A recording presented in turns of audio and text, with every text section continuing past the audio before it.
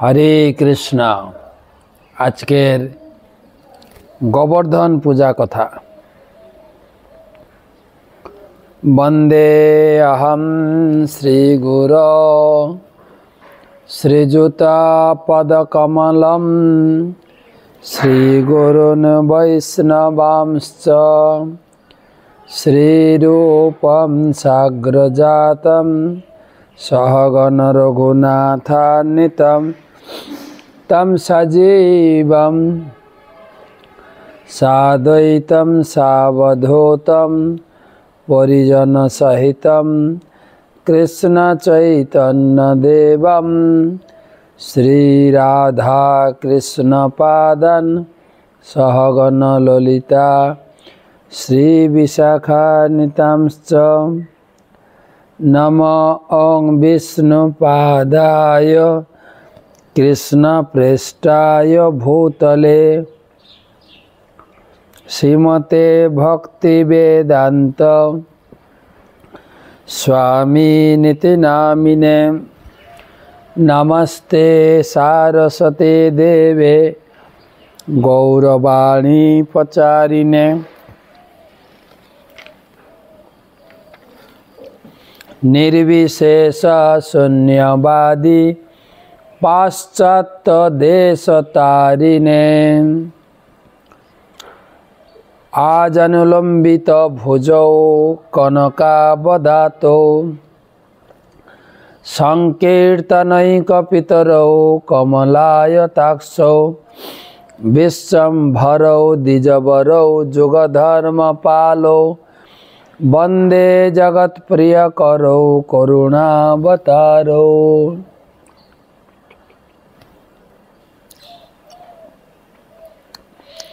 जय श्री कृष्ण चैतन्य प्रभु नित्यानंद श्री अद्वैत गदाधर शिवासादि श्री गौर भक्तबिंद।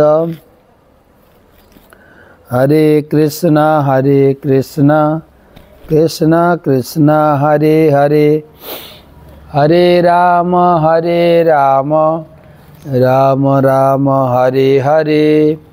ओं नमो भगवते वासुदेवाय ओं नमो भगवते वासुदेवाय ओं नमो भगवते वासुदेवाय। नारायणं नमस्कृत्य नरं चैव नरोत्तमं देवीं सरस्वतीं व्यासं ततो जयम् उदीरयेत्।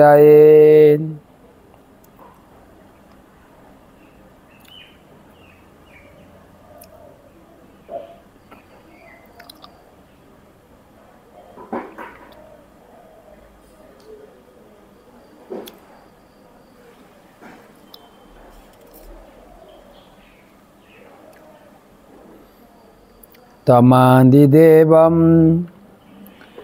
करुणानिधानं तमालवर्णं सुहितावतारम् अपार संसार समुद्रसेतुं भजामहे भागवत स्वरूपम। ग्रंथराज श्रीमद् भागवतम चतुर्थ स्कंधे विंशति अध्यायेर पंचविंशति श्लोक आलोचना प्रसंग पृथु महाराजेर प्रार्थना।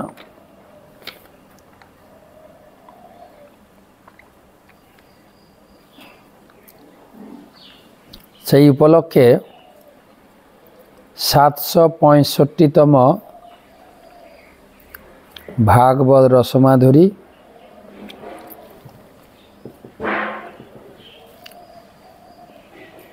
क्लासे उपस्थित समस्त भक्तमंडली ममतामयी मातृमंडली सकल के जानाई गौर प्रीति दामोदर प्रीति शुभेच्छा अभिनंदन। गुरु प्रणाम। नमो ओं विष्णुपादाय कृष्ण प्रेष्ठाय भूतले श्रीमते जयपताका स्वामिनिति नामिने। नमो आचार्य पादाय निताय कृपा प्रदायिने गौरकथा धामदाय नगर ग्राम तारिणे। भागवत महात्म्य तावत् पापानि देहस्मिन् निवसन्ति तपोधना यावत् न श्रूयते सम्यक् श्रीमद् भागवत नरई।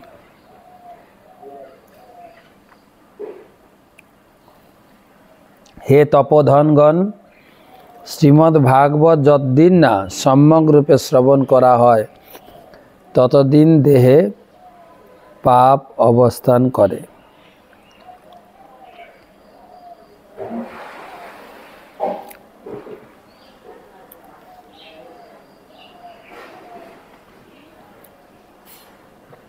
श्लोक नंबर 25। स उत्तम श्लोक महत् मुखच्युत भवत् पदाम्भज सुधा कनानिलः स्मृतिं पुनर्विस्मृत तत्तद्वर्त्मनां कुजोगिनां न वितरत्यलंबरै। स उत्तम श्लोक महत् मुखच्युत भवत् पादां भज सुधा कनानिल स्मृतिर पुनर्विस्मृत तत्वर्त्मनां कुजोगिनां न वितरत्यलंबरै।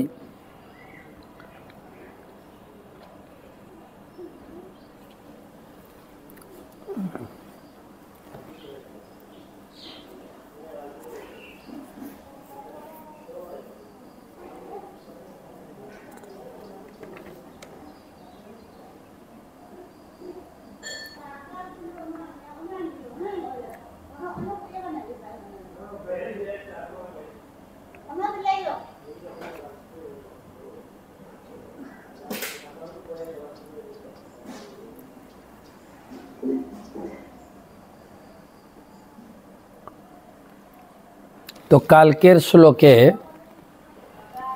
24 नम्बर श्लोके कालकेर बोलছি गत क्लासे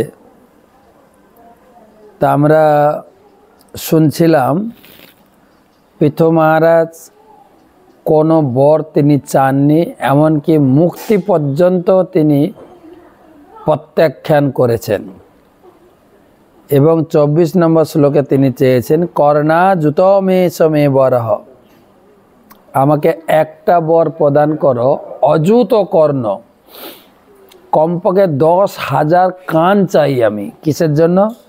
মহৎ তমারন্ত হৃদয়াম মুখচ্যুত, শুদ্ধ ভক্তের মুখ থেকে হরি কথামৃত ভগবত কথামৃত আমি শ্রবণ করব। সেই কথাই আজকে আবার পুনরায় বলছেন। স উত্তম শ্লোক মহৎ মুখচ্যুত ভবৎ। স উত্তম শ্লোক মহৎ মুখচ্যুত, উত্তম শ্লোক ভগবানের মুখ নিঃসৃত বাণী ভবৎ পদাম্ভুজ সুদাকনা নীলহ।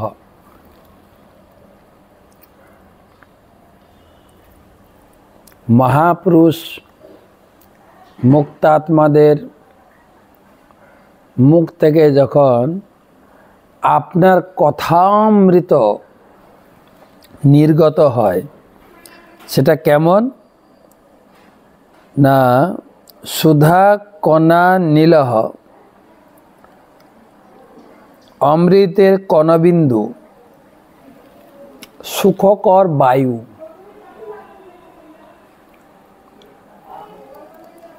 সুধা কণা লীল স্মৃতিং পুনর্বিস্মৃতিম তত্ত্ববর্তমানম। হে ভগবান, মহাপুরুষদের মুখ নিঃসৃত উত্তম শ্লোকের দ্বারা আপনার মহিমা কীর্তিত হয়। আপনার শ্রী পাদপদ্মের এই মহিমাটি কেশরের কণার মতো। যখন মহান ভক্তদের মুখ নিঃসৃত বাণী আপনার শ্রী পাদপদ্মের ধূলি সদৃশ কেশরের দ্বারা সৌরভ বহন করে, তখন বিস্মিত জীবেরা পুনরায় আপনার সঙ্গে তার নিত্য সম্পর্কের কথা স্মরণ হয়। এইভাবে ভক্তরা যথাযথভাবে জীবনের মূল্য হৃদয়ঙ্গম করতে পারে। হে ভগবান, আমি আপনার সেই শুদ্ধ ভক্তের শ্রীমুখ থেকে আপনার মহিমা শ্রবণ করার সৌভাগ্য ব্যতীত আর কোনো বর চাই না। একটাই বর চাই, আপনার কথামৃত পান করব, সেই বর। ভক্তবিনোদ ঠাকুর তার গানে তিনি লিখেছেন, কীট জন্ম হও যথা তোয়ার দাস, বহির্মুখ ব্রহ্ম জন্মে নাই আস।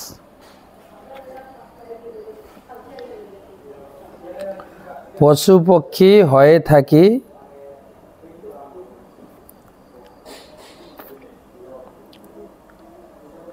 জন্মাবি ময়ে ইচ্ছা যদি তোর, ভক্ত গৃহে জনি জন্ম হও মোর।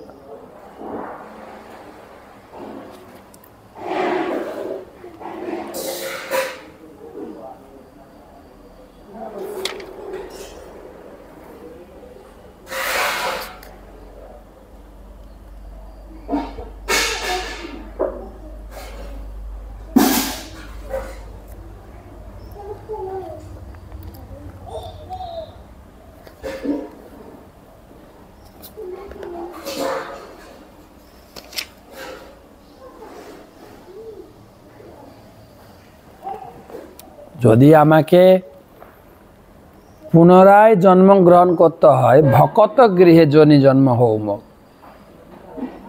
আর ব্রহ্মা জন্মেও আমি চাই না, যেখানে ভগবানের কথা শোনা যাবে না। কত সুন্দর প্রার্থনা।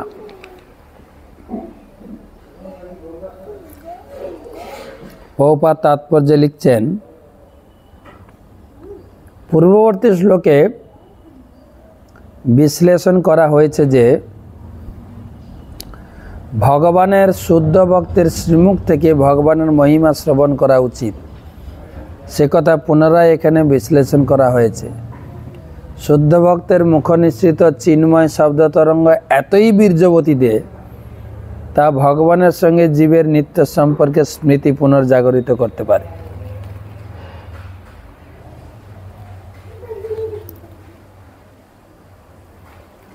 আমরা যে ভগবানকে ভুলে গেছি, পুনরায় ভগবানের কথা শুনতে শুনতে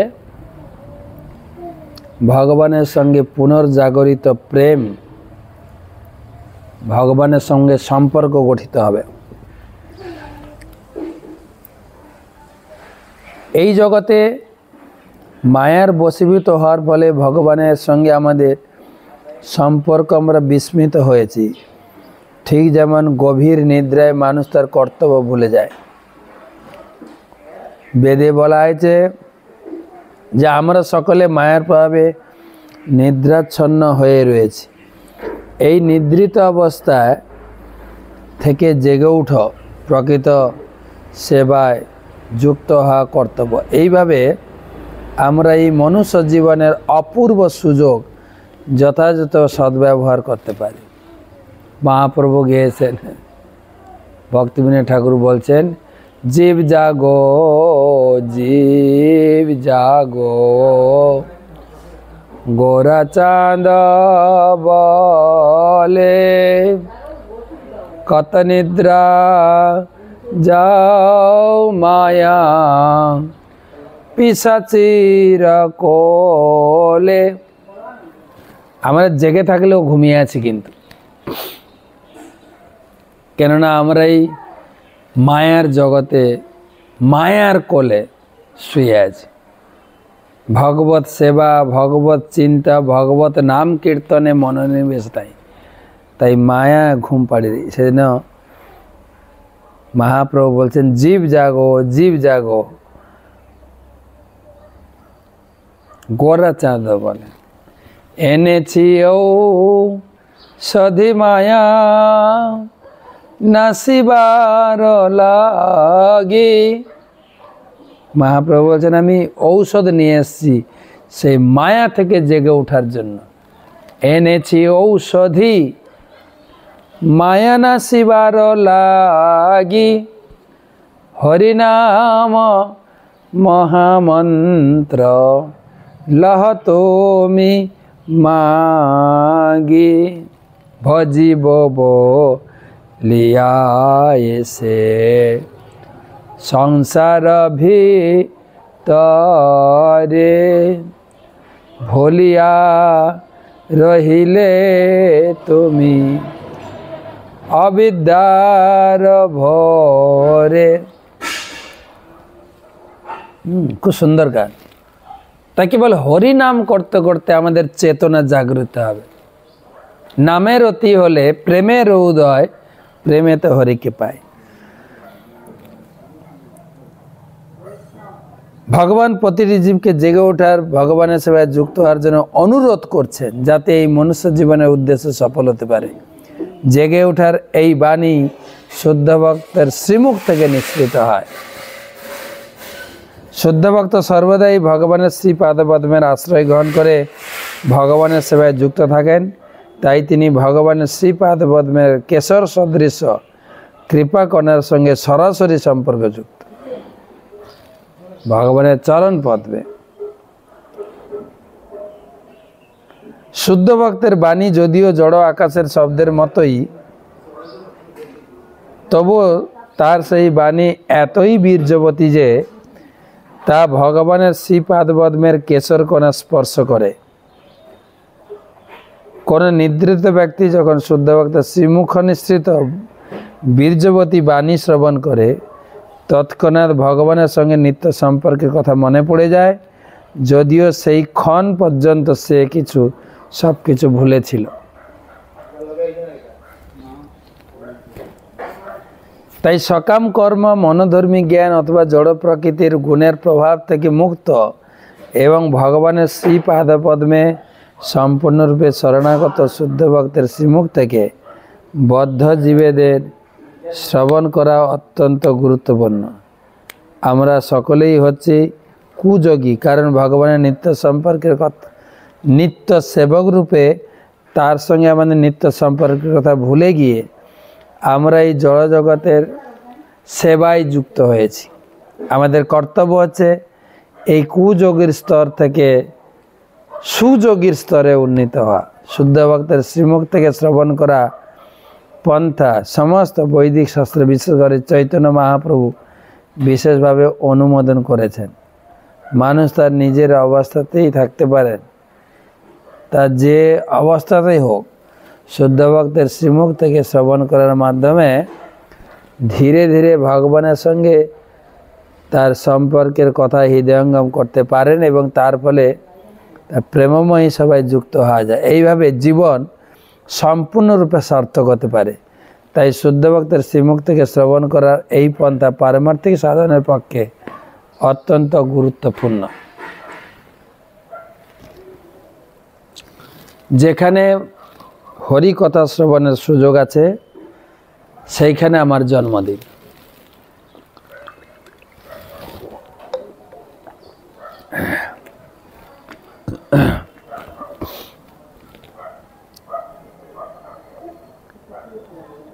তো ভগবানের কাছে কি চাইতে হয়?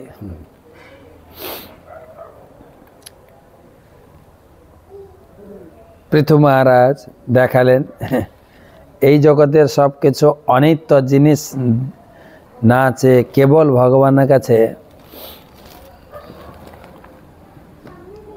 ভগবানের কথা শোনার। তো আজকে এটা মহান তিথি,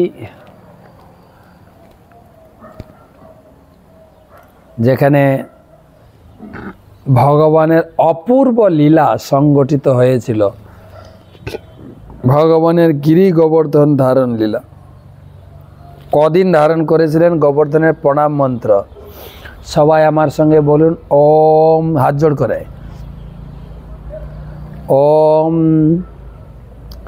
সপ্তাহ মেবাচ্যুত হস্ত পঙ্কজে ভৃঙ্গায়মানম ফলমূলকন্দরৈ সংসেব্যমানম হরিমাত্মবৃন্দকৈ গোবর্ধনাদ্রি শিরসা নমামি। আমরা যে যেখানে থাকি গোবর্ধনকে প্রণাম করি, সে বৃন্দাবনে গিরি গোবর্ধন। ওম সপ্তাহমেবাচ্যুত হস্ত পঙ্কজে ভৃঙ্গায়মানম ফলমূলকন্দরৈ সংসেব্যমানম হরিমাত্মবৃন্দকৈ গোবর্ধনাদ্রিম শিরসা নমামি। নমস্তে গিরিরাজায় শ্রী গোবর্ধনমালিনে অশেষ ক্লেশনাশায় পরমানন্দদায়িনে।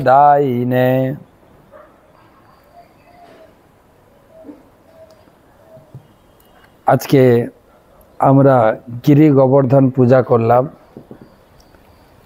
ভগবানের অপূর্ব লীলা, এই কাহিনী আমরা অনেকবার শুনেছি, তথাপি তিথিতে সেই কাহিনী বারবার শুনতে হয়। গিরি গোবর্ধন, বৃন্দাবনে তিনটে জিনিস অরিজিনাল এখনো আছে: গিরি গোবর্ধন, যমুনা নদী, আর ব্রজের রথ বা ব্রজের ধুলি, ব্রজরথ। ভগবান কৃষ্ণ যখন এই জগতে আসবেন পরিকল্পনা চলছে, তিনি শ্রীমতী রাধারানীকে বলেন, রাধে তুমিও চলো, যে আমাদের বৃন্দাবনে আমাদের দাপরের লীলা সংগঠিত হবে। রাধারানী সহমত পোষণ করলেন না। তিনি বললেন যে যেখানে গোবর্ধন নেই, যেখানে বৃন্দাবন নেই, আর যেখানে যমুনা নদী নেই, সেখানে আমি আনন্দ পাই না, আমি সেখানে যাব না। যত্র বৃন্দাবনম নাস্তি যত্র নাস্তি গোবর্ধন, যত্র যমুনা নাস্তি তত্র মেন প্রণাস্যামি। যেখানে বৃন্দাবন নেই, যেখানে গোবর্ধন নেই, যেখানে কালিন্দী যমুনা নেই, সেখানে আমার মন পছন্দ হয়। ভগবান হেসে বললেন, রাধে তোমার জন্য বৃন্দাবন, গোবর্ধন, যমুনা আমি নিয়ে যাব। তাই গোবর্ধন, বৃন্দাবন ধাম এবং যমুনা নদী ভগবান সঙ্গে নিয়ে এসছেন।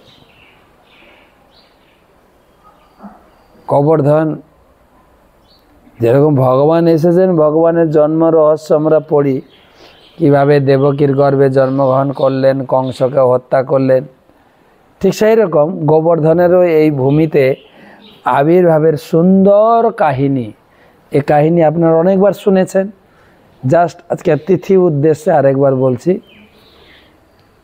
তো গোবর্ধন এই জগতে আবির্ভূত হয়েছিলেন দ্রোণাচল পর্বতের পুত্র রূপে।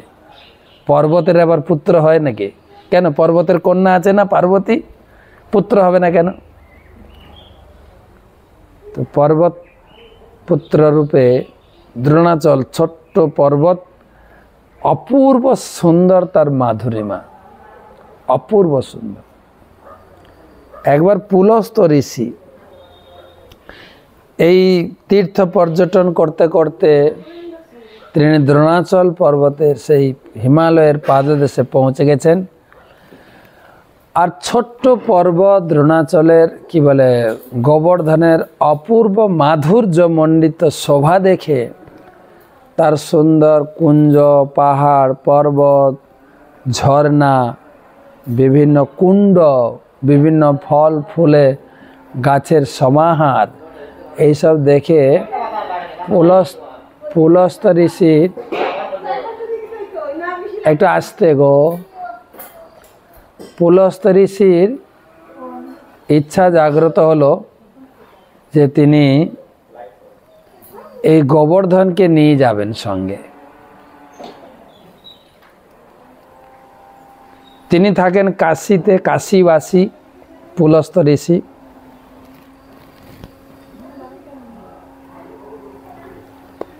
আমি কাশীতে নিয়ে যাব এবং গোবর্ধনের গুফায় বসে আমি ভজন করব, ধ্যান করব, তপস্যা করব। সেই আশা ব্যক্ত করে দ্রোণাচলের কাছে তিনি তার মনোবাসনা ব্যক্ত করলেন। দ্রোণাচল সাধুকে সুন্দর সৎকার করেছেন, আপ্যায়ন করেছেন। সেবা দেওয়ার পরে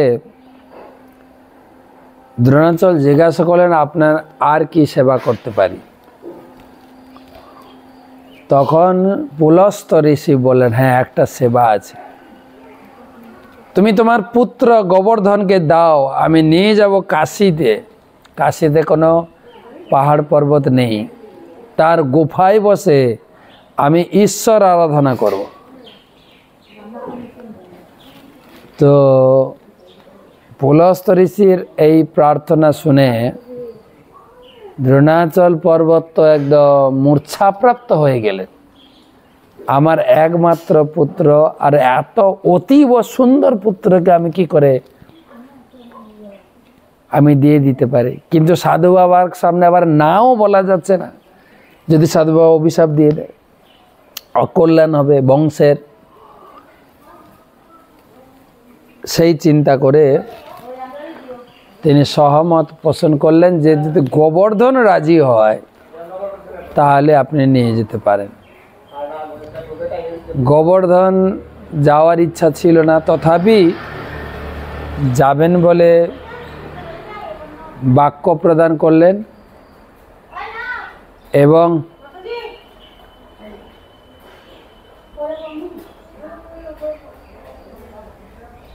এবং একটা শর্ত রাখলেন।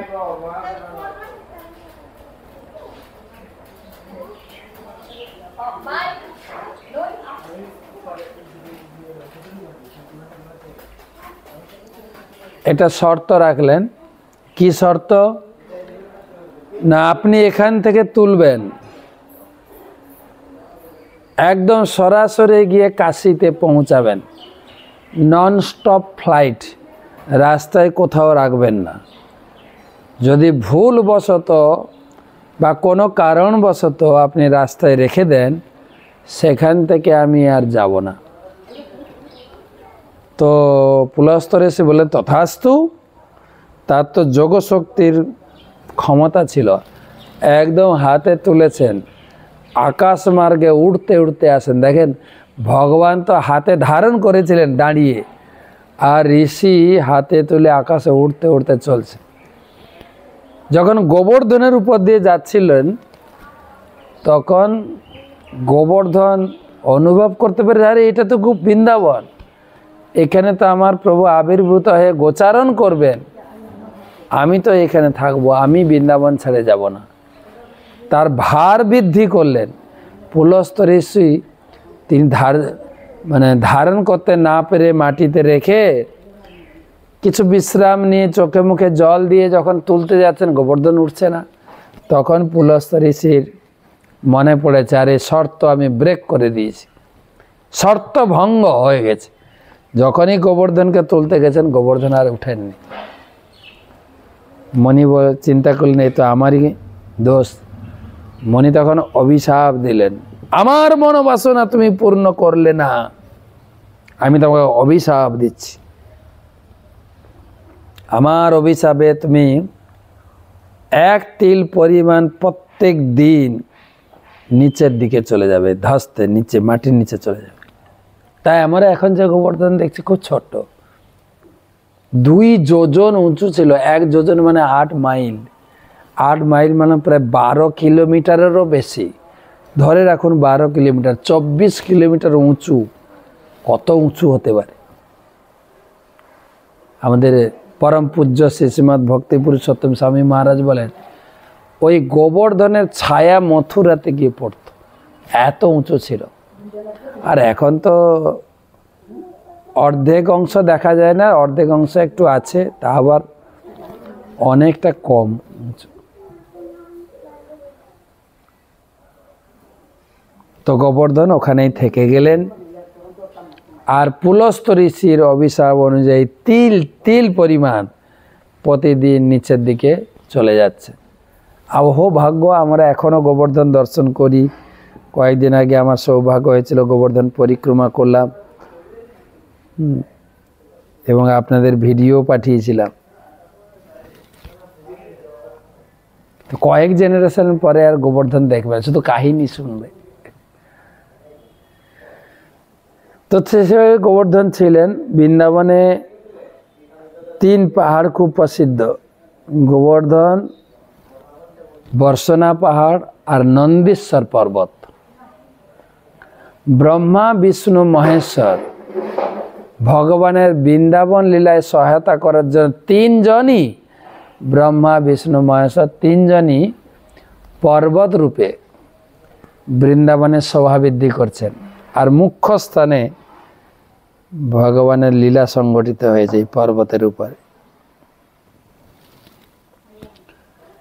ব্রহ্মা হচ্ছেন বর্ষনা পাহাড়, আপনারা রাধারানীর সেই স্থান বর্ষনা গেছেন। ব্রহ্মার 4টে মাথা, সেই পর্বতেরও 4টা শিখর আছে, ভানগড়, মানগড়, দানগড়, বিলাসগড়। তাহলে ব্রহ্মা হচ্ছে বর্ষনা পাহাড়, বিষ্ণু হচ্ছেন গোবর্ধন পাহাড়, আর থাকলো শিবজি, তিনি নন্দীশ্বর পর্বত নন্দগাঁওতে রয়েছেন। তো এই গোবর্ধন প্রসিদ্ধ, গোবর্ধনের মান বৃদ্ধি করলেন ভগবান কৃষ্ণ। ভগবান জগতে এসেছিলেন 3টে কাজের জন্য, পরিত্রাণায় সাধুনাম, বিনাশায়স্য দুষ্কৃতাম, ধর্ম সংস্থাপনার্থায়। সাধুদের পরিত্রাণ, দুষ্কৃতি বিনাশ আর ধর্ম সংস্থাপন ভগবান এসেছিলেন বা ভগবান আসেন। কিন্তু ভগবান একদিন দেখছেন এই বৃন্দাবনে সব জায়গায় একটা সাজো সাজো রব। কিসের উৎসব? সব বাড়িতে রান্না বান্না হচ্ছে, ঘরটা রং করা হচ্ছে, ঘর সাজানো হচ্ছে, বিভিন্ন প্রকার আলপনা দিয়ে, ফুল পতাকা দিয়ে, সবার বাড়িতে নতুন নতুন পোশাক পরিচ্ছদের কেনাকাটা, ধুমধাম। ভগবান কৃষ্ণ তো জানেন যে এরা ইন্দ্র পূজার আয়োজন করছেন, বলে আমি এলাম ধর্ম শেখাতে, ধর্ম মানে হচ্ছে আমার পূজা করা। এরা তো দেব দেবীর পূজা করে, আমার বাড়ির লোক, আমার বাবা দেব দেবীর পূজা করে, তাহলে আমি জগৎকে কি শেখাবো? চ্যারিটি বিগিনস অ্যাট ওর, ঘর থেকে প্রচার চালু করে। বাবাকে জিজ্ঞেস করছেন, বাবা এ এত বৃন্দাবনে যে সাজো সাজো রব, এটা কিসের আয়োজন? বাবা বলছে, তুই বাচ্চা ছেলে, এসব জেনে তোর লাভ কি? যা খেলাধুলা কর, এসব বুঝবি না। কৃষ্ণ বাচ্চা ছেলে নাকি? কৃষ্ণ তো সবার বাপ, নন্দ মহারাজেরও বাপ। বলছে, বাবা ঠিক আছে, আমি বুঝি না, আমি ছোট ছেলে, কিন্তু তুমি বুঝালে তো বুঝবো। বাবা মা সন্তানের কাছে কোনো কৃপণতা করে না, কোনো গোপনীয়তা রাখে না। তা আমার সঙ্গে তুমি শেয়ার করো কিসের আয়োজন। বলছে, দেখো বাচ্চা, আমরা তো বৈশ্য জাতি, আমাদের মেন ব্যবসা হচ্ছে দুধ, দই, ঘি, চাষবাস, আর এই সমস্ত কিছু নির্ভর করে ইন্দ্রের বৃষ্টির উপরে। ইন্দ্র যদি ঠিক টাইমে বৃষ্টি দেয়, তাহলে ফসল, ঘাস সব কিছু ঠিকঠাক পাওয়া যাবে। ভগবান বলছেন আচ্ছা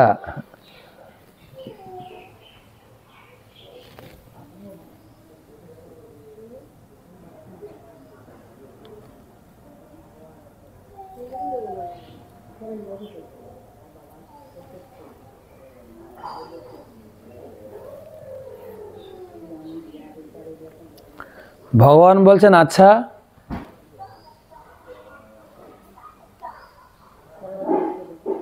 ইন্দ্র বিভিন্ন দেবদেবী তারা তো যে যার ডিউটি পালন করছেন। বর্ষাকালে বৃষ্টি হবে, যখন জলের দরকার বৃষ্টি হবে, ঋতু পরিবর্তন হবে, সূর্য সকালে উঠবে সন্ধ্যায় অস্ত যাবে, এ তো প্রত্যেকের ডিউটি দেওয়া আছে। তার জন্য পুজো করতে হবে কেন বাবা? হ্যাঁ না, ইন্দ্র হচ্ছে আমাদের বিজনেস পার্টনার।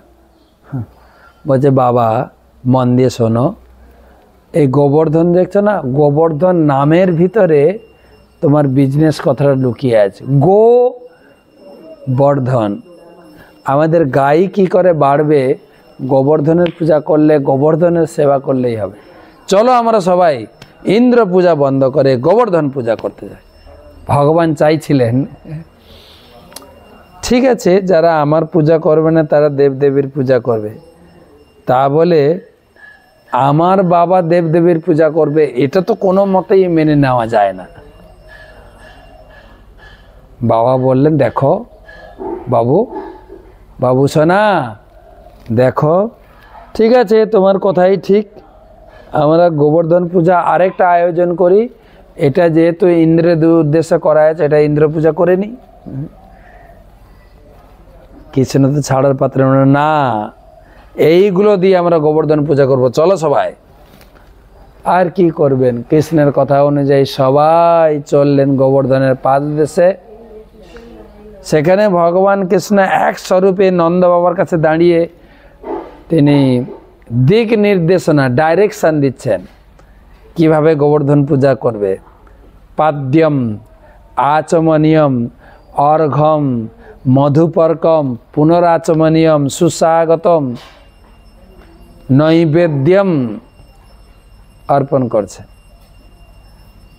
কৃষ্ণ বাবাকে ডিক্টেটিং করছেন, আর এদিকে কৃষ্ণ এক স্বরূপে বাবার কাছে দাঁড়িয়ে আছেন, আরেক স্বরূপে তিনি গোবর্ধনের উপর বিরাট রূপে তিনি নিজেকে বিস্তার করে দিয়েছেন। যা অর্পণ করা হচ্ছে হাত বাড়িয়ে গ্রহণ করছে, যা দেওয়া আছে অন্ন রুটি সবজি পিঠা পানা ছানা সন্দেশ দই মিষ্টি লুচি পুরি যা যা দেওয়া হচ্ছে সঙ্গে সঙ্গে টেনে নিয়ে খেয়ে নিচ্ছে। কৃষ্ণ বাবাকে বলছেন বাবা দেখেছো, তুমি তো এতদিন ইন্দ্র পূজা করেছো, ইন্দ্র তোমার হাতে খেয়েছে না? দেখো গোবর্ধন সাক্ষাৎ তোমার হাতে খাচ্ছে, আর এত খাচ্ছে টেনে, আর দিকে নন্দ বাবা দিয়ে পারছেন না। আর চারিদিকে নন্দ বাবা চিৎকার করছে, আরে নিয়ে আসো আনো রে করতে করতে ওই জায়গার নাম এখন আনিওর গ্রাম। এখনো বৃন্দাবনে যাবেন, আনোর গ্রাম বা আনিওর গ্রাম, যেখানে গোবর্ধন পূজা কৃষ্ণ বাবাকে দিয়ে করেছিলেন। ধুমধাম গোবর্ধনের পূজা হলো, সবাই আনন্দ গোবর্ধনের পূজা করে, সাক্ষাৎ গোবর্ধন সবকিছু গ্রহণ করছে। কিন্তু সমস্যা হচ্ছে আর তো নেই, তো যা আনছেন সব খেয়ে নিচ্ছে গোবর্ধন। তখন কৃষ্ণ বলেন ঠিক আছে একটা পাত্রে তুলসী দিয়ে নিবেদন করো, তাহলে গোবর্ধনের খাওয়া কমপ্লিট হবে। কমপ্লিট হয়ে গেল। এবারে কি করে? ভগবানের সেবা হওয়ার পরে হস্ত মুখ পক্সালিয়া যত সখাগণে,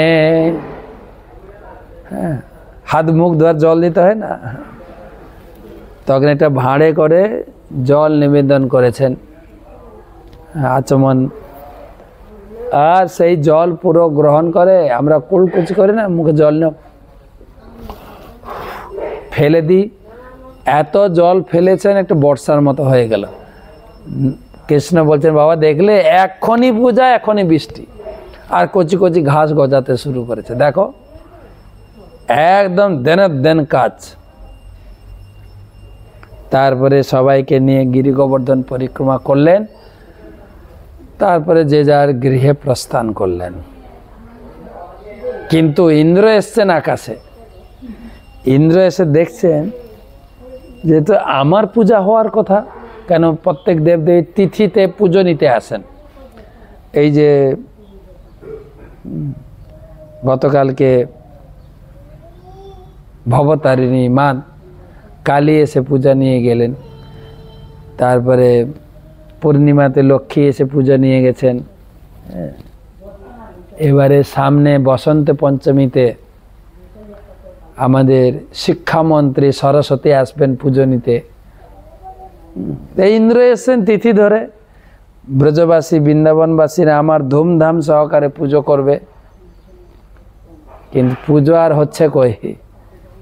ইন্দ্র দেখছেন এরা একটা পাহাড়ের, ও তো বুঝে গোবর্ধন, একটা পাহাড়ের পুজো করছে। হ্যাঁ, এ কি, এই একটা কৃষ্ণ বাচ্চা ছেলে, তার কথা শুনে এই বয়স্ক ব্রজবাসীরা বুদ্ধিমান, তাদেরও বুদ্ধি ভ্রষ্ট হয়ে গেল। হ্যাঁ, এই ছেলেটার কথা শুনে আমি দেখাবো মজা, এদেরকে একদম বৃষ্টি দিয়ে জলের তলায় চুবিয়ে দেব, একদম তলিয়ে দেব। 7 দিন 7 রাত টানা বৃষ্টি, বৃষ্টির সঙ্গে ঝড়ো হাওয়া, কি বলবেন, সুনামি, আইলা, ইয়াস, ফনি, আমফান, যা বলবেন, প্রচুর ঝড় বইছে। আর সবাই ছুটছেন কৃষ্ণকে, কৃষ্ণ কৃষ্ণ কৃষ্ণ, সবাই বলুন কৃষ্ণ কৃষ্ণ কৃষ্ণ কৃষ্ণ রক্ষতি মাম, আমাদেরকে রক্ষা করো। বলছে আমার কাছে কেন এসছো? না তোমার কথা মতো আমরা গোবর্ধন পূজা করলাম, ইন্দ্র পূজা বাদ দিয়ে দেখো ইন্দ্র হয়রানি করছেন। কৃষ্ণ বলছেন সেটা ঠিক, কিন্তু তোমরা আমার পুজো করেছো গোবর্ধনের পুজো। চাও সবাই চলো গোবর্ধনের কাছে যাই। সবাইকে গোবর্ধনের কাছে নিয়ে এসে দিয়ে গোবর্ধন তুলে ধরলেন, তার নাম হয়ে গেল গোবর্ধনধারী।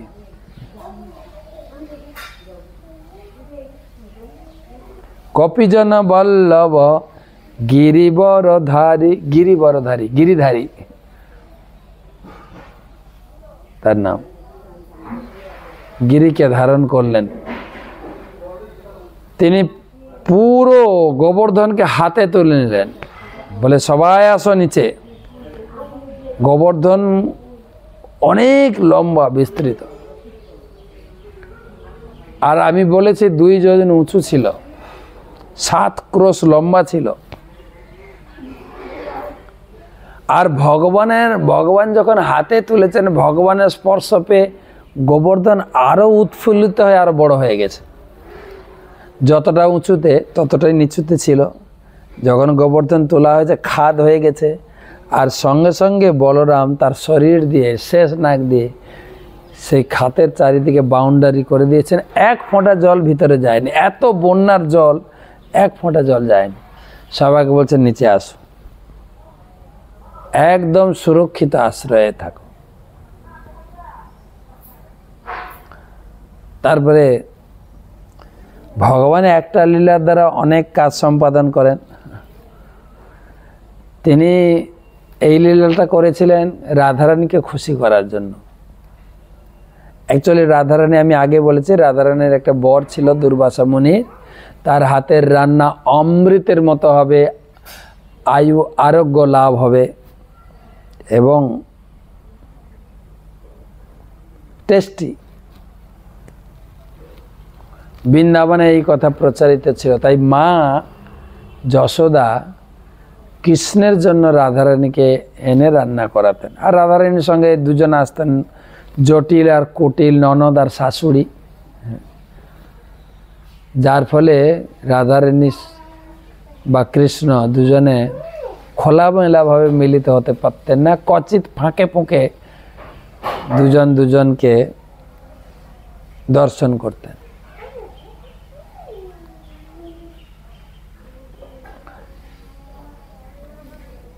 তো রাধারানী প্রার্থনা করেছিলেন, কৃষ্ণ এমন একটা ব্যবস্থা করো না, কোনো রেস্ট্রিকশান থাকবে না। আমি যেন অপলক নয়ন চোখের পাতা পড়বে না, অপলক নয়নে তোমাকে দর্শন করতে পারি।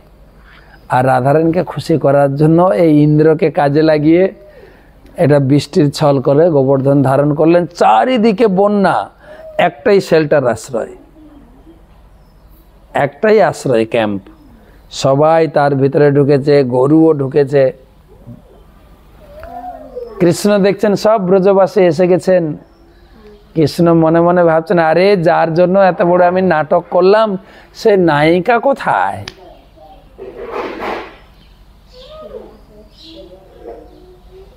রাধারানী। সবাই এক জায়গায়, ওখানে কোনো রেস্ট্রিকশন নেই, সবাই আশ্রয়ের তাগিদে। আমি দেখেছি কখনো কখনো যখন বন্যা হয় গ্রামে, আমি নিজের চোখে দেখেছি কোথাও একটা উঁচু ঢিপি বা ঝোপ বা একটা গাছের ডালে, সেখানে বাঁচার তাগিদে ইঁদুরও আছে, সাপও আছে, ব্যাঙ আছে। কেউ কাউকে খাচ্ছে না, যদি একে অপরকে খাদ্য খাদক, কেউ খাচ্ছে না। কেন? সবাই বাঁচার তাগিদ। এটা এই মানবোধটাও কীট পতঙ্গের মধ্যে রয়েছে। তো এখানে কৃষ্ণ খুঁজছেন নায়িকা কোথায়। চারিদিকে ঘুরতে ঘুরতে তাকাতে তাকাতে এক জায়গায় রাধারানীকে দর্শন করেছেন। আর রাধারানীর চোখ কৃষ্ণের চোখ রাধারানীর উপরে, চোখে চোখে মিলন হয়েছে। আর ভগবানের শরীরে কাঁপুনি প্রেম এসে গেছে, পাহাড়ও দুলতে শুরু করেছে। আর সবাই তো ভয় পেয়ে গেছে, আরে পাহাড় পড়ে যাবে, লাঠি ঝোঁটা দিয়ে ধরো ধরো ধরো ধরো ধরো।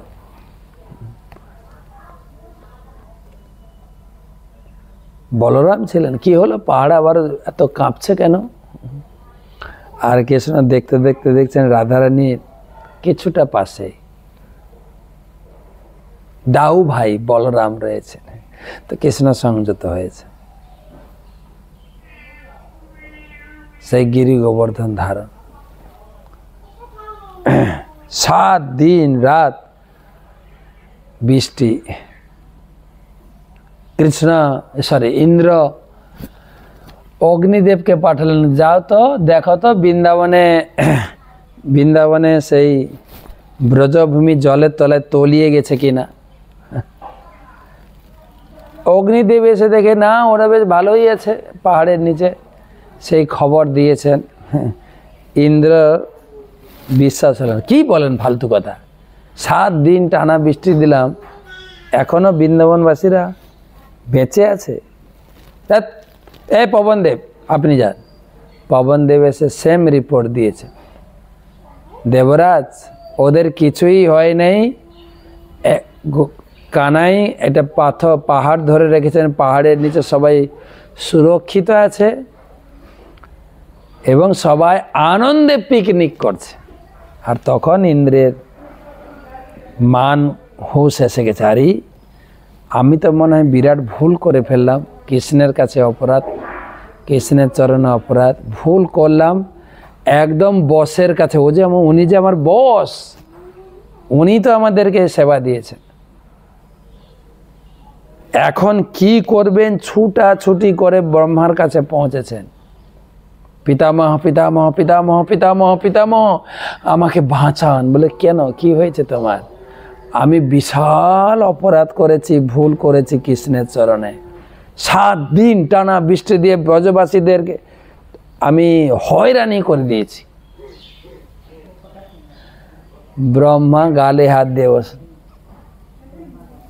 ইন্দ্র বলেন, কি হলো? বলে, কি বলবো, আমি আগে অপরাধ করে ফেলেছি, সেই অপরাধের দরুন আমি তো কোনোদিন কৃষ্ণের সামনে মুখ দেখাতে পারবো না। তোমাকে কি সাহায্য করব, কিছু উপায় তো বলুন। তখন ব্রহ্মা বলেন, হ্যাঁ, একটা উপায় হতে পারে। ভগবান গাভী এবং ব্রাহ্মণ দেখলে খুব সন্তুষ্ট হন। নম ব্রাহ্মণ দেবায় গো ব্রাহ্মণ হিতায়। গাভী এবং ব্রাহ্মণে ভগবান খুব সন্তুষ্ট। তাই স্বর্গের সুরভি গাভী নিয়ে যান, সুরভি গাভীকে সামনে রেখে আপনি আপনার ক্ষমা প্রার্থনাটা করে নেবেন, তাহলে কাজ হতে পারে।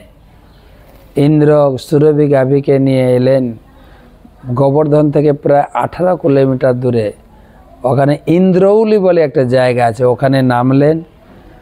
তিনার বাহন ছেড়ে দিয়ে, ঐরাবতকে ছেড়ে দিয়ে মাথার মুকুট নামিয়ে সুরভি গায়ের লেজ ধরে হামাগুড়ি দিতে, এত দৈন্য, কত বড় ভুল হয়ে গেছে, হামাগুড়ি দিতে দিতে 18 কিলোমিটার এসে গোবর্ধনের কাছে পৌঁছালেন।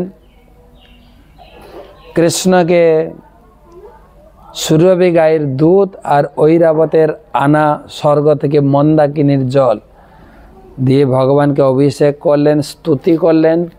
ভগবানের একটা নাম তিনি রাখলেন গোবিন্দ। সেই অভিষেকের জল এখনো বৃন্দাবনে আছে চরণামিত, সেই 5000 বছর আগের চরণামিত। যেই যেই যেই কুণ্ডের তীরে বসে মাধবেন্দ্রপুরী নাম জপ করেছিলেন গো এই কলিযুগে, আর কৃষ্ণ তার খাবার দিয়েছিলেন।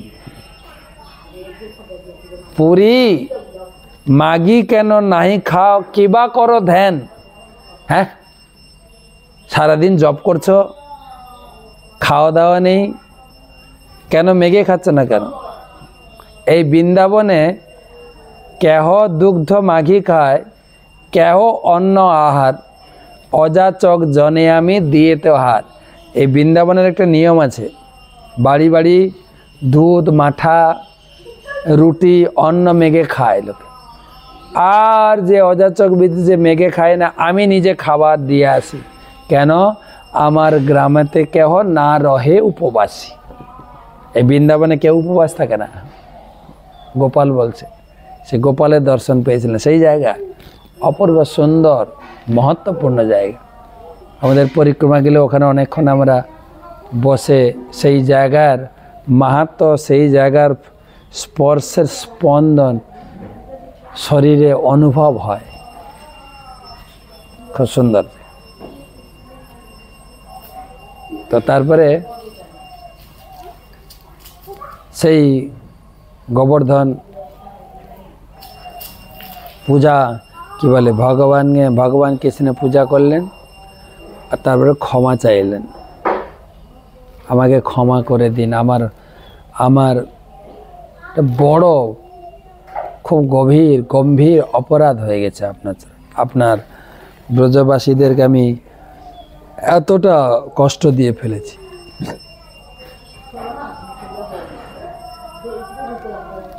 কৃষ্ণ বললেন, ইন্দ্র ঠিক আছে, যারা আমার পূজা করে না তারা দেবদেবীর পূজা করুক, এটাও আমি শাস্ত্রে দিয়েছি, শাস্ত্রের বিধান। কিন্তু তাই বলে আমার বাবা তোমার পুজো করে, বা তোমার এত বড় সাহস আমার বাবার হাত থেকে তুমি পূজা গ্রহণ করবে? ইন্দ্র বলছেন, প্রভু এক্সট্রিমলি সরি।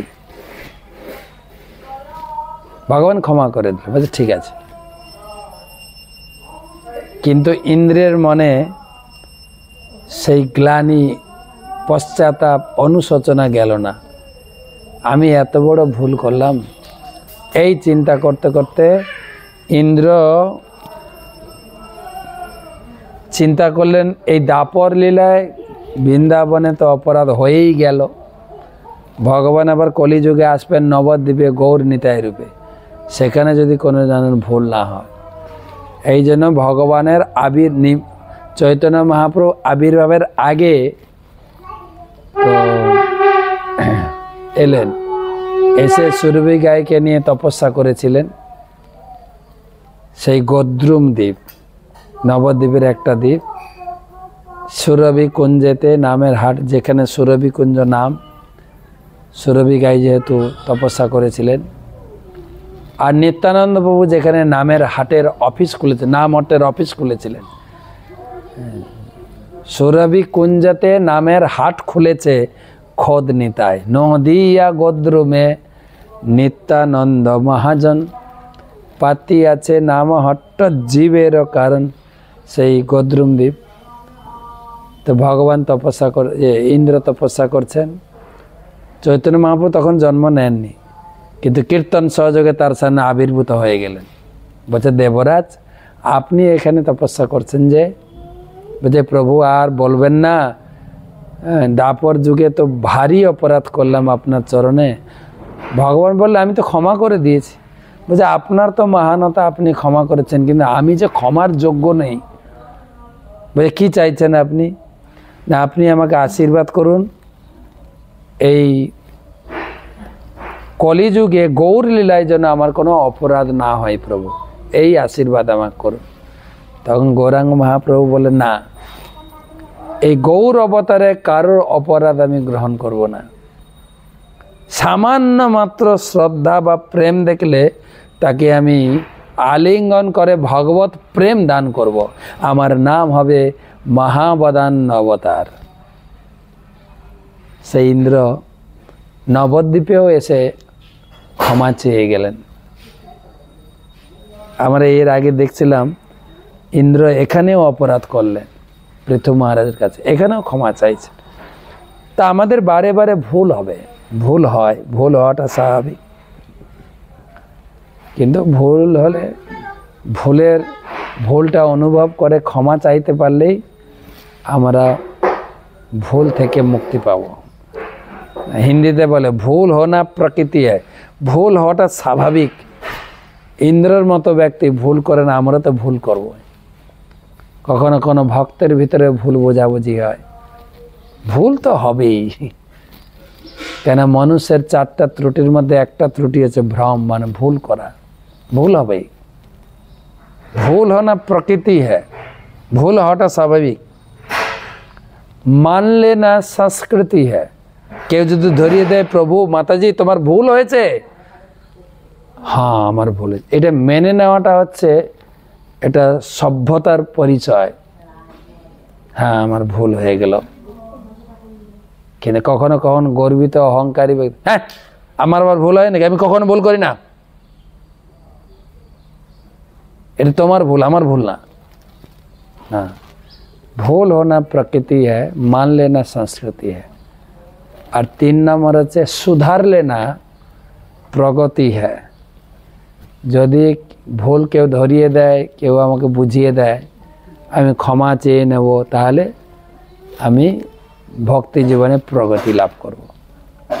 যাই হোক, গোবর্ধন পূজা মাহাত্ম্য বর্ণনা করলাম। গোবর্ধন পূজা আজকে সেই যে নন্দ মহারাজ অন্নকূট মহোৎসব করেছিলেন, সেই তিথিকে কেন্দ্র করে আজকে প্রত্যেকটি মন্দিরে অন্নকূট মহোৎসব হলো আমাদের।